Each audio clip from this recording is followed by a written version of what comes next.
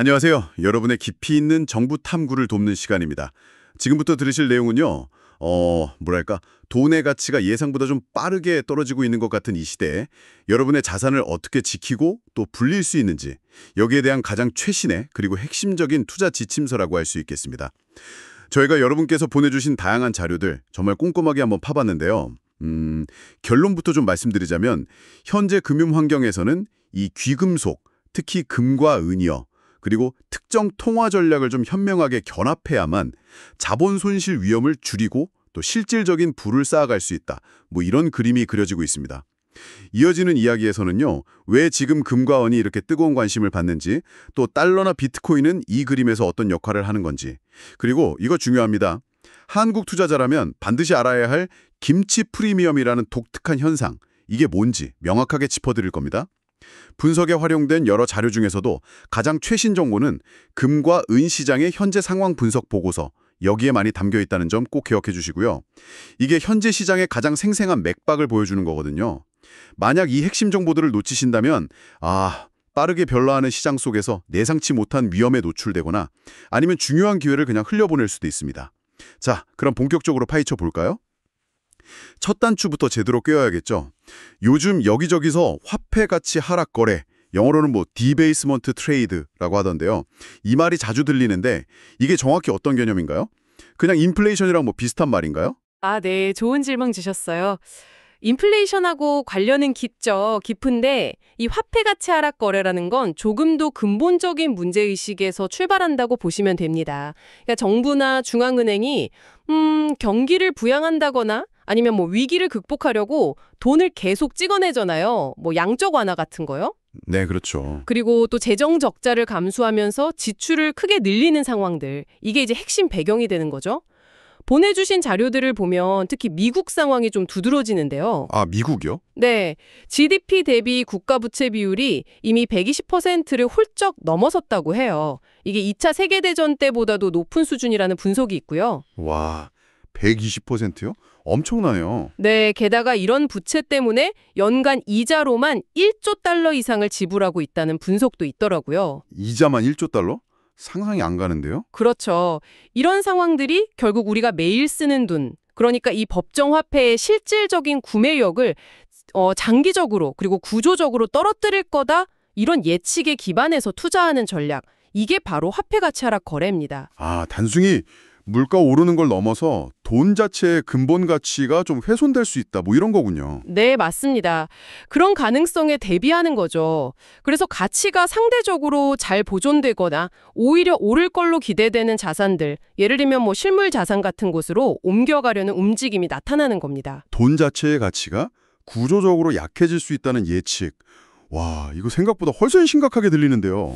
그렇다면 이런 예측 속에서 왜 유독 금하고 은이 어떤 해결책처럼 주목을 받는 걸까요? 자료들 보니까 정말 가격이 무섭게 오르고 있던데요. 금은 온스당 4,100달러 넘어서고 은도 52달러 돌파했다, 이런 분석이 눈에 띄더라고요. 네, 맞아요. 금하고 은은 아시다시피 수천 년 동안 가치를 저장하는 수단으로 인정받아왔잖아요. 네, 그렇죠. 역사가 증명하는. 그렇죠. 역사적으로 보면 인플레이션 위험을 피하는 인플레이션 해지 수단이었고, 또 금융시장이 불안정하거나 전쟁 같은 위기가 닥쳤을 때 사람들이 찾는 대표적인 안전자산이었어요. 지금처럼 각국 정부 부채는 쌓이고 화폐 가치 하락에 대한 우려가 커지는 환경에서는 이 역할이 더 중요해지는 거죠. 그런데 최근 가격 급등은요, 이런 전통적인 역할에 더해서 몇 가지 중요한 요인들이 좀 복합적으로 작용한 결과로 분석이 돼요. 다른 요인들도 있군요. 네.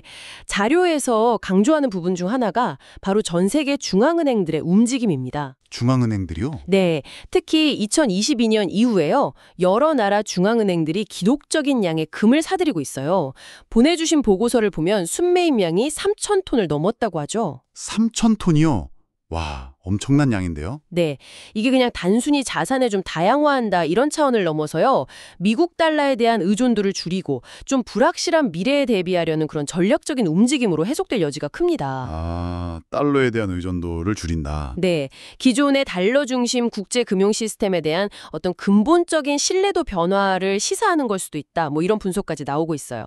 여기에 더해서 뭐 미중 갈등 심화라든가 지정학적 긴장 고조 같은 요인들, 그리고 이제 곧 주요국 중앙은행들의 공격적인 금리 인상 사이클이 끝나고 좀 완화적인 정책으로 전환될 거다. 이런 기대감까지 맞물리면서 금과 은의 매력을 더욱 높이고 있는 그런 상황입니다. 와, 이거 상당히 흥미로운 분석인데요.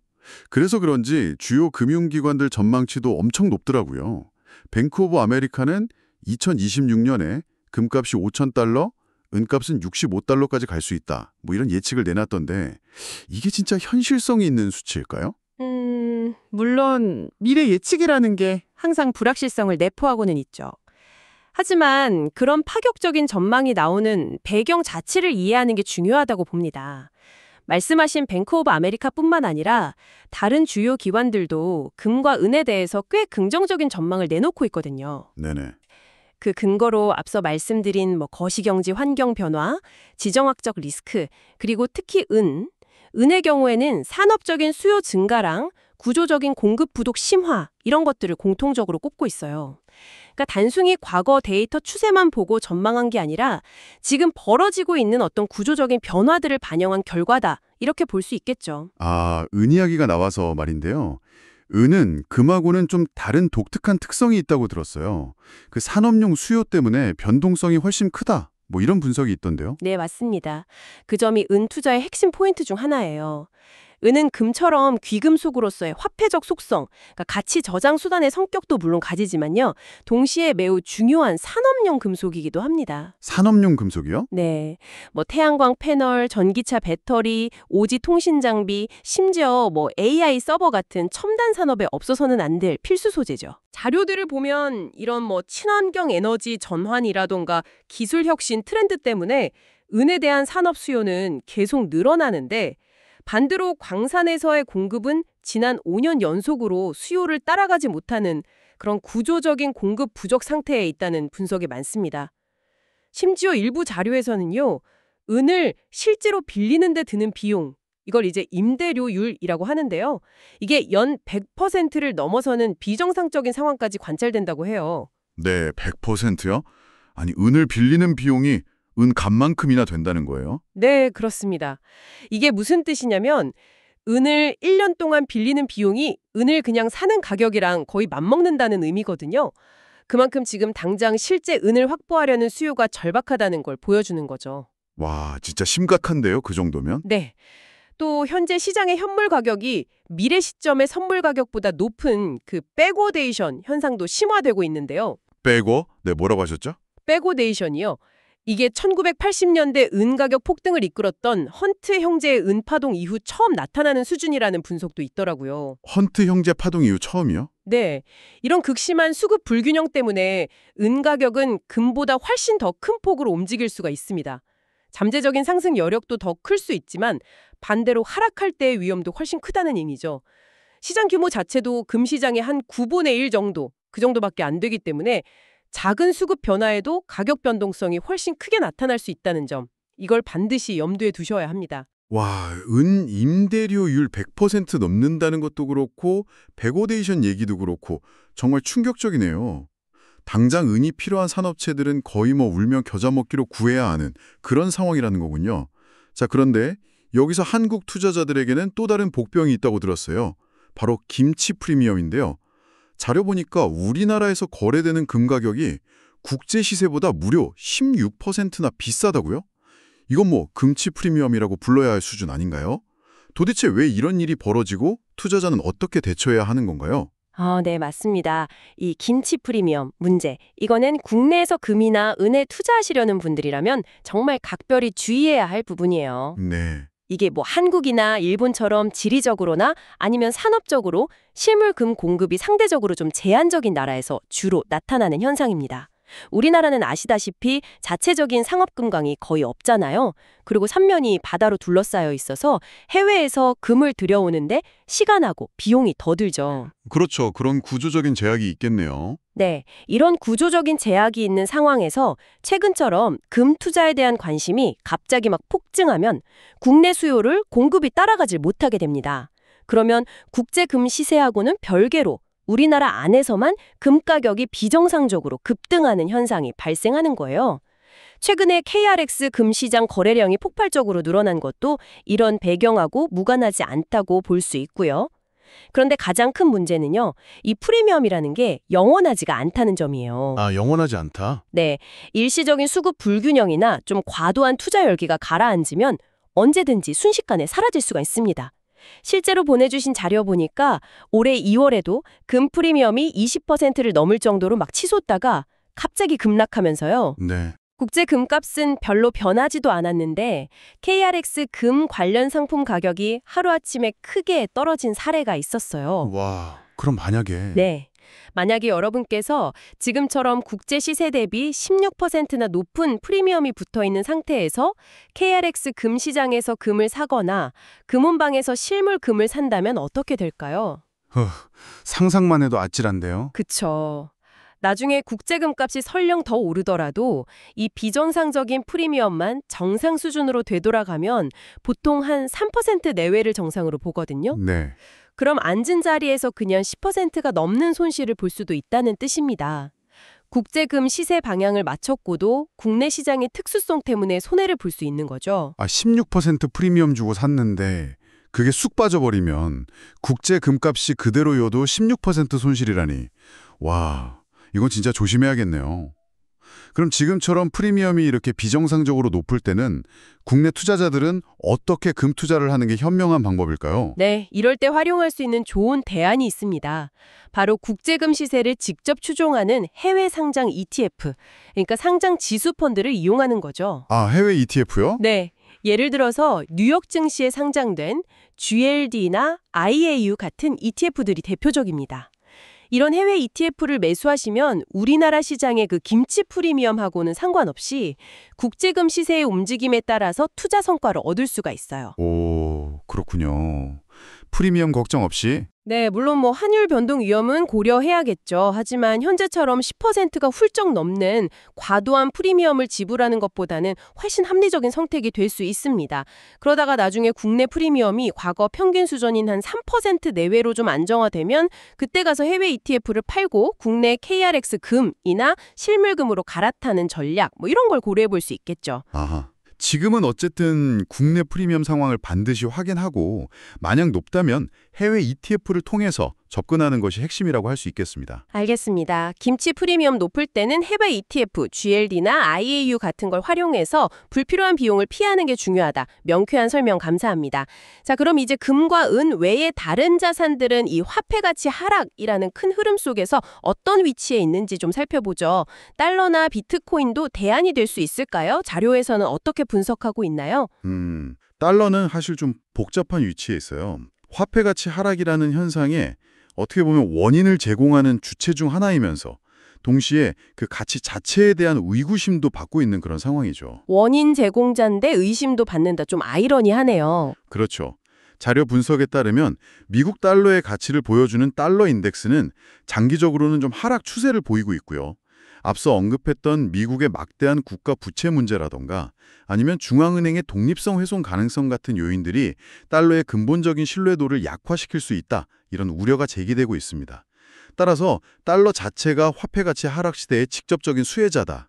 이렇게 보기는 좀 어렵습니다. 그럼 달러는 별로 매력이 없는 건가요? 다만 단기적으로 보면요. 여전히 세계 기축통화로서의 지위가 있기 때문에 글로벌 금융위기나 지정학적 불안이 극심해질 경우에는 일시적으로 자금이 몰리는 안전 피난처 역할을 할 수는 있어요. 아, 위기 시에는 또 다르군요. 네.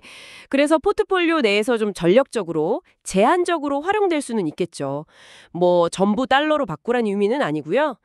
그리고 이제 비트코인을 포함한 암호화폐는요. 디지털 금이라는 별명으로 불리면서 특히 젊은 세대를 중심으로 새로운 인플레이션 해지 수단으로 주목받아 왔어요. 네, 디지털 금. 최근에는 전통금융 시스템과의 접점도 늘어나면서 뭔가 제도권 자산으로 편입되려는 움직임, 컨버전스라고도 하죠. 이런 것도 나타나고 있고요.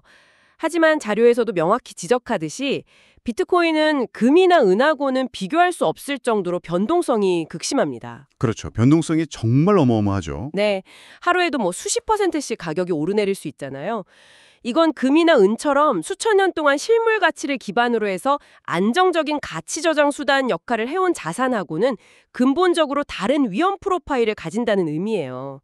따라서 비트코인을 금의 대체제로 보기보다는 전혀 다른 종류의 고위험 고수익 자산으로 분류하고 자신이 감당할 수 있는 매우 제한적인 범위 내에서만 투자하는 것이 바람직하다. 이런 분석입니다. 그렇군요. 달러는 제한적인 안전 피난처 역할 정도, 비트코인은 변동성이 아주 큰 별개의 자산으로 봐야 한다. 딱 정리가 되네요. 네. 자, 그럼 지금까지 분석한 내용을 쫙 바탕으로 해서요. 이 화폐 가치 하락 시대에 우리가 자산을 지키고 불리기 위해서 구체적으로 무엇을 해야 하고 또 무엇을 피해야 할지 명확하게 좀 정리해 볼까요? 일종의 투자 가이드라인. 네, 이걸 제시해 주시면 좋겠습니다. 전체 투자 포트폴리오에서 금과 은 같은 실물 자산의 비중을 점진적으로 늘리시는 게 좋아요. 그래서 법정 화폐의 구매력 하락 위험에 적극적으로 대비해야 합니다. 특히 은은 앞서 말씀드렸듯이 산업 수요 회복 기대감과 맞물려서 금보다 더 높은 가격 상승 잠재력을 가질 수 있어요. 하지만 그만큼 변동성도 크다는 점, 이거 반드시 인지하고 투자 비중을 조절하셔야 합니다. 네, 실물 자산 비중 확대, 은은 변동성 고려. 둘째는 장기적인 관점을 유지하는 것이 중요합니다. 금과 은 투자는 단기적인 가격 등락에 너무 예민하게 반응하시기보다는 이 화폐 가치 하락이라는 장기적인 메가 트렌드, 그리고 지정학적 리스크 고조라는 큰 그림에 초점을 맞추고 꾸준히 접근하는 전략이 유효하다는 분석입니다. 단기 변동성에 흔들리지 말자. 그렇죠. 셋째, 프리미엄 관리가 필수입니다. 특히 국내에서 금에 투자하실 경우에는 김치 프리미엄 수준을 반드시 확인하셔야 해요. 지금처럼 국제 시세 대비 10% 이상 과도하게 높을 때는 아까 말씀드린 대로 해외 ETF, GLD나 IAU 같은 걸 활용해서 불필요한 비용을 줄이는 것이 현명한 판단입니다. 김치 프리미엄 꼭 확인하고 높으면 해외 ETF. 네. 넷째는 리스크 분산 원칙을 잊지 말아야 합니다. 금하고 은에만 너무 집중하기보다는 전략적으로 달러나 다른 실물 자산, 예를 들면 부동산 리츠 같은 거요. 혹은 가치주 등을 포트폴리오에 좀 편입해서 위험을 분산하는 것이 중요합니다.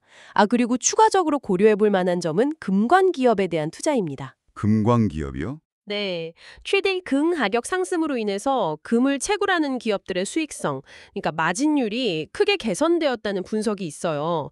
일부 자료에 따르면 금값 상승률에 비해서 금광 기업들의 주가는 아직 상대적으로 덜 올라서 좀 저평가 상태에 있다. 이런 의견도 있고요. 세계 최대 자산운용사인 블랙록 같은 기관에서도 금광 기업들의 높은 수익성에 주목하고 있다. 이런 언급도 있더라고요. 오, 그것도 흥미로운데요. 네, 물론 개별 기업 분석은 필수적이겠지만 금값 상승기에 추가 수익을 얻을 수 있는 어떤 간접적인 방법이 될 수 있습니다. 네, 실물 자산 비중 확대, 장기적 관점, 프리미엄 관리, 리스크 분산, 그리고 금광 기업 투자 가능성까지 해야 할 것들이 명확해졌네요. 그럼 반대로요. 이 시기에 투자자들이 반드시 피해야 할 선택, 경고사항들은 뭘까요? 네, 피해야 할 것들도 명확히 인지하는 것이 중요합니다. 첫째, 과도한 법정화폐 보유는 피해야 합니다. 현금 너무 많이 들고 있지 말라. 네, 인플레이션 압력이 계속되고 실질 금리가 마이너스거나 낮은 환경에서 현금이나 예금 같은 저수익 화폐성 자산을 너무 많이 가지고 있는 것은 구매력 측면에서 보면 실질적인 자산 가치 손실로 이어질 가능성이 높습니다. 둘째는 고위험 자산에 몰빵하는 우를 범해서는 안 됩니다. 몰빵 금지. 네, 암호화폐처럼 변동성이 극도로 높은 자산에 전 재산을 투자하는 것은 매우 위험한 행동이죠. 잠재 수용률이 높아 보일지라도 그 이면의 위험을 감당할 수 있는지 냉정하게 판단하고 안정적인 귀금속이나 다른 자산들과 좀 균형을 맞추어서 리스크를 관리해야 합니다. 셋째, 김치 프리미엄을 무시하고 투자하는 것, 이거 특히 경계해야 합니다. 네, 아까도 강조하셨죠. 네. 현재 16%에 달하는 이례적으로 높은 프리미엄을 인지하지 못하거나 대수롭지 않게 여기고 국내 금시장에 섣불리 진입하는 것은 앞서 설명드렸듯이 국제 금값이 오르더라도 손실을 볼 수 있는 매우 위험한 선택입니다. 반드시 프리미엄 수준 확인하고 합리적인 판단을 내리셔야 해요. 마지막으로 FOMO, Fear of Missing Out, 그러니까 나만 뒤처질까 봐 불안해서 따라가는 투자를 경계해야 합니다. FOMO. 네, 최근 금, 은 가격이 급등하는 것을 보고 조급한 마음에 충분한 분석 없이 추격 매수하는 것은 좋지 않습니다. 시장은 언제든 변동성을 보이며 조정을 받을 수 있으니까요. 냉정함을 유지하고 자신만의 투자 원칙에 따라 움직이는 것이 중요합니다. 최신 정보와 분석을 참고하시되 거기에 휩쓸리지는 않는 자세가 필요합니다. 네, 과도한 현금 보유 피하기, 물방 투자 금지, 김치 프리미엄 경계, 포모 투자 지향, 정말 중요한 경고들이네요. 오늘 저희가 함께 깊이 파헤쳐본 이 내용들, 결국 우리에게 무엇을 말해주고 있을까요? 단순히 금이나 은 가격이 오르고 있다는 그 표면적인 현상을 넘어서서 돈의 가치가 근본적으로 흔들릴 수 있는 이 시대에 우리의 소중한 자산을 어떻게 지키고 또 불려나갈 것인가, 여기에 대한 보다 근본적인 고민과 전략적인 접근이 그 어느 때보다 중요해졌다는 메시지인 것 같습니다.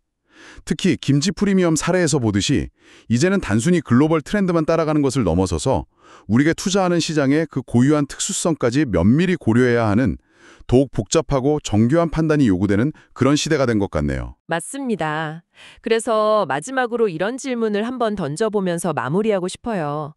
지금 우리가 목격하고 있는 이 현상들, 금과 은의 기록적인 가격 상승, 주요국 중앙은행들의 이례적인 금 매집과 탈달러 움직임, 그리고 법정화폐 시스템에 대한 어떤 잠재적인 불신의 확산, 이 모든 것들이 그저 일시적인 시장의 변동성이나 조정일까요?